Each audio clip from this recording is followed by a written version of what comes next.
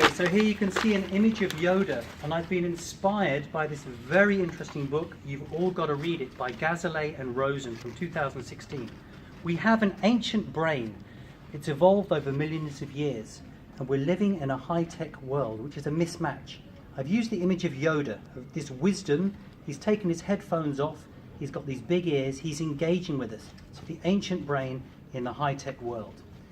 Sometimes our world is overloaded. The question for today is, how can we modify our behavior to minimize the negative impact of technology on our distracted minds? And what we're going to look at today is our inner thoughts about this, how we as a community work, and how our students work with it.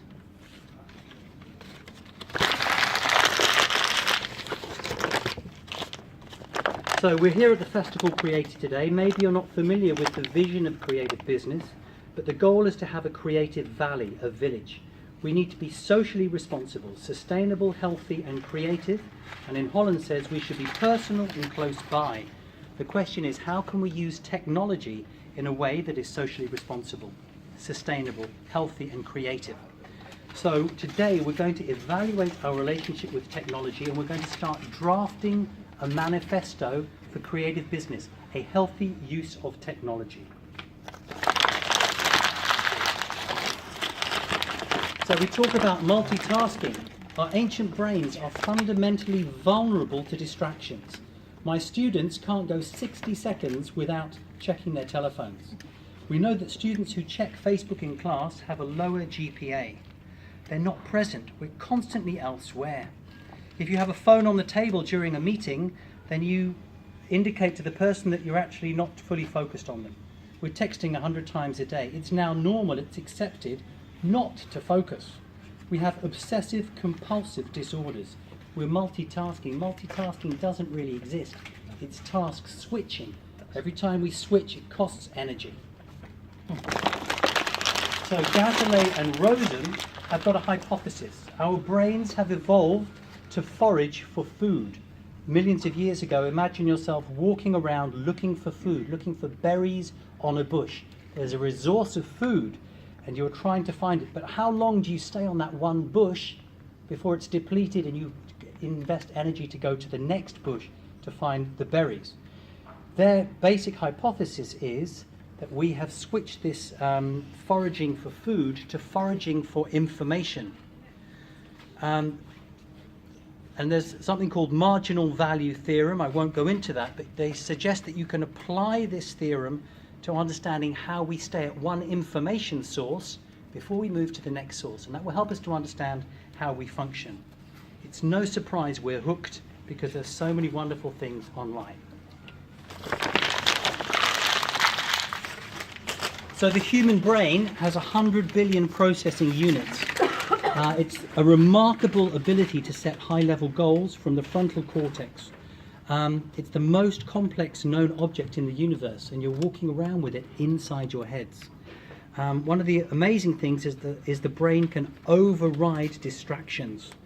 We know that multitasking is not optimal. We know we're task switching, but we still do it, even though we know we're less effective. So now we're going to focus up. Now we're going to focus on attention. Can you focus on one thing? Here's the image of the spotlight, but attention can also be a spear on one thing, or a net where you're looking at a number of different things. Moving to a new source of information costs energy. What also costs a lot of energy is ignoring distractions around you. That takes energy. You have to be selective. You have to distribute your attention. You have to sustain it. So, how much mental power do we have? Where is our focus and attention right now? So we talk about interference. Interference is something that hinders another process. And there are two types. A distraction. That is a goal irrelevant that we try to ignore. So a distraction could be an incoming phone call, and we decide to ignore it. An interruption is something that we make a decision to engage in. The phone rings, we pick it up. We choose to be interrupted by that external force. It could be internal, where we choose to check our email. It's an interruption. The difference between the two is our intention. One we're trying to shut out, the other one we're sort of embracing. Okay. Now let's think of a beautiful image which we all recognise. It's almost a sacred image in Dutch or world culture. It's the Milkmaid by Vermeer. And here we have a beautiful example of single tasking. We've almost lost the ability to single task, to stay focused. We can't attend to anything for more than a few moments. In fact, 400 milliseconds, that's less than half a second, is about the time we start to get impatient when a website doesn't load. We want instant, immediate gratification. How good are you at single tasking? Here's a picture of a happy family. And you can see, as Sherry Turkle from MIT says, we are alone together. Where is the engagement? Where is the focus? Where is our creative valley and our village? Is this healthy?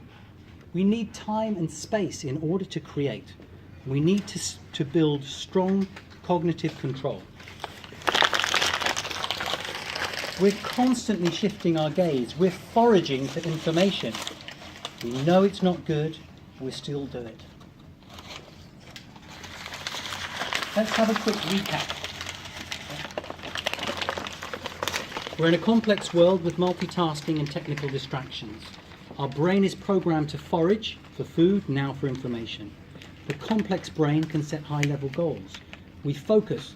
It costs energy also to ignore things. There's interference, internal and external. We're single-tasking as a dying art. Alone together, is this what we want? Constant switching is not optimal. So Gazelay and Rosen suggest 4 areas that we can examine. The first area is boredom. Why do we switch? We switch because we are bored.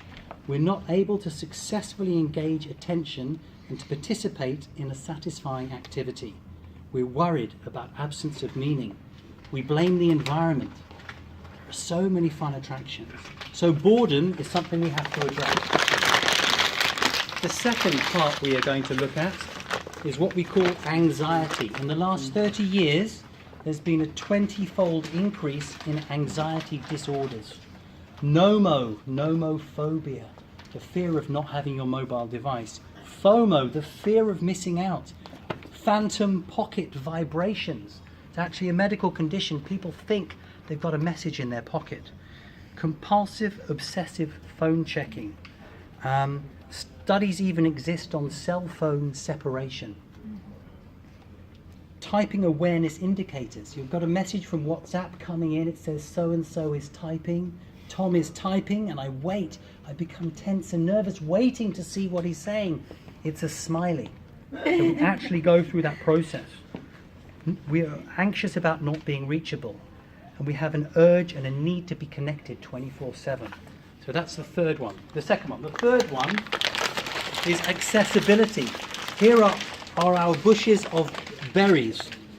In the past there was just one source of food, and now we've got a limitless source of unfiltered access.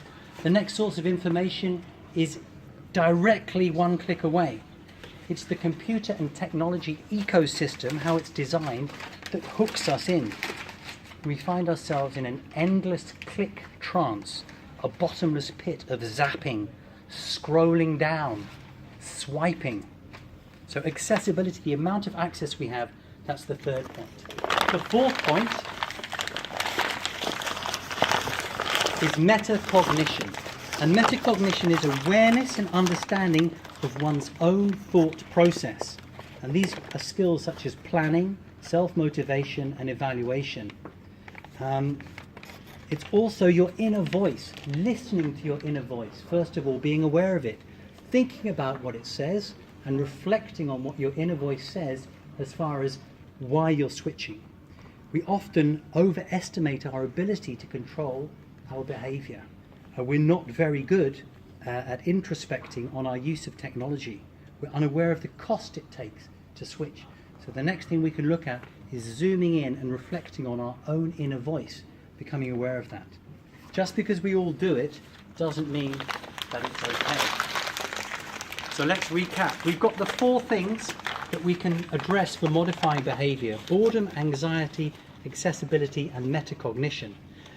For the next part of the workshop, we're going to work on scripting a manifesto, drafting a manifesto for creative business. And I would like you to think, how can you decrease boredom? How can you decrease anxiety? How can you decrease accessibility? And finally, number 4, how can you increase your metacognition? So we're going to use these ideas to script our presentation. The next slide is about tuning in. So think about how you can tune in and become aware of your technology use. How is it affecting us? Listen to that inner voice. I'm aware of myself when I suddenly start switching a website. I now hear my voice saying, oh, it would be more interesting to go and check some media, to do something. Football scores. I'm hooked, waiting to see if there's been a goal. I'm checking and checking. So can we tune into our use? Become aware of our internal voice, of us as a group, and finally of our students. Let's have a look at the students. This is an idealized image of students. There's no technology, there's active body language, they're engaged, they're focused, they're having fun. How can we create more of this in our educational environment? How can we use technology to create this environment? Because ultimately we want it to be creative and a learning space to be. Okay, number 19. So we've got here the manifesto. A manifesto is a written statement declaring public intentions, and we're about to work on that. It's time to start drafting it. The Creative Business Technology Manifesto proposes technology use that is socially responsible, sustainable, healthy and creative. And it will bring us close by and personal. So we're going to follow the next 4 steps in the workshop.